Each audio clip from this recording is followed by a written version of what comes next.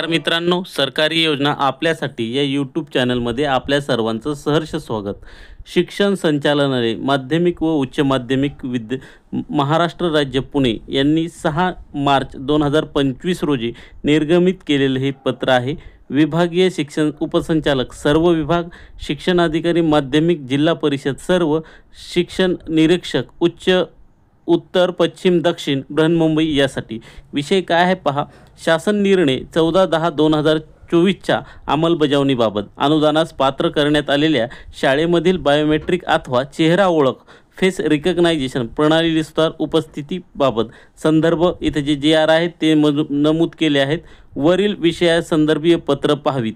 बघा, संदर्भ क्रमांक 2 येथील शासनपत्रानुसार नमूद मुद्द्याच्या अनुषंगाने परिपूर्ण यादीसह 13/1/2025 पर्यंत संचालनालयास सादर करण्याबाबत आपणास कळविण्यात आले होते। तथापि आपण कोणतीही माहिती संचालनालयास सादर केली नाही। तसेच या कार्यालयाच्या संदर्भ क्रमांक 4 व 6च्या पत्रान्वये स्वयंअर्थशाही तत्वावर घोषित करावयाच्या माध्यमिक व उच्च माध्यमिक शाळांची यादी सादर करण्याबाबत आपणास कळवूनही अद्यापपर्यंत आपण कोणतीही माहिती सादर केली नाही। याबाबत आपणास वारंवार दूरध्वनी तसेच व्हीसीद्वारे कळवूनही आपणाकडून माहिती प्राप्त झाली नाही। वारंवार पत्रव्यवहार करून आपणाकडून कोणतेही प्रति सादर प्राप्त होत नाही। ही बाब योग्य नसून यावरून आपण वरिष्ठ कार्यालयाच्या आदेशाचे पालन करीत नसल्याचे दिसून येत आहे। शासनाने संदर्भ क्रमांक 5 दिनांक 24/2/25 या पत्रान्वये 1 ते 8 मुद्द्याची माहिती मागवली आहे।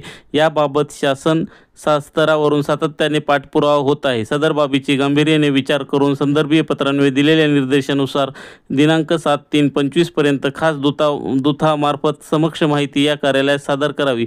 सादरची माहिती वेळेत सादर न केल्यास आपणाविरुद्ध शिस्तभंगाची कार्यवाही प्रस्तावित करण्यात येईल याची नोंद घ्यावी। दीपक चवणे, शिक्षण उपसंचालक माध्यमिक व उच्च माध्यमिक। अशा प्रकारचे पत्र निर्गमित झाले आहे। यावरून शासन अनुदान देण्याच्या हालचाली करत आहे असे दिसून येत आहे।